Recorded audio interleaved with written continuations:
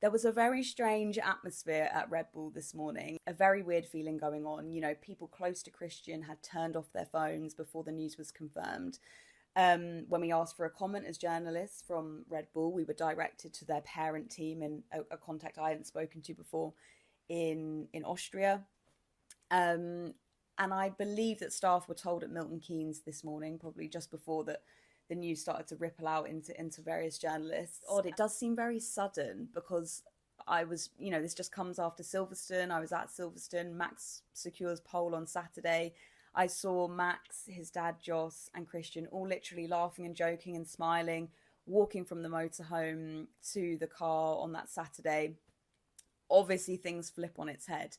Max gets fifth in the race. He doesn't get a podium. This comes on from a very woeful, horrible home race in Austria where Max gets crashed into in the first lap, doesn't finish. His teammate Yuki Tsunoda finishes last.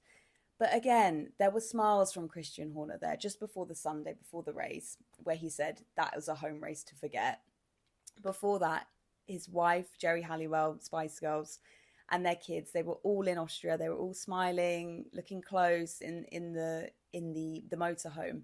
Things didn't seem off. Things didn't seem bleak, and he didn't seem in a bad mood. Bottom line, though, is that it's been a very turbulent 18 months for Christian Horner. He obviously was twice cleared by an independent investigation for inappropriate messages sent to a female colleague. He survived that, but what he stopped doing was delivering results. And you could feel that from the F1 Live event at the start of this season, the way he was furiously booed, it had left a bitter taste in people's mouths. And I don't feel like Red Bull fully recovered from the scandal. You know, the ongoing investigation coincided with the likes of those really high profile exits like design guru Adrian Newey.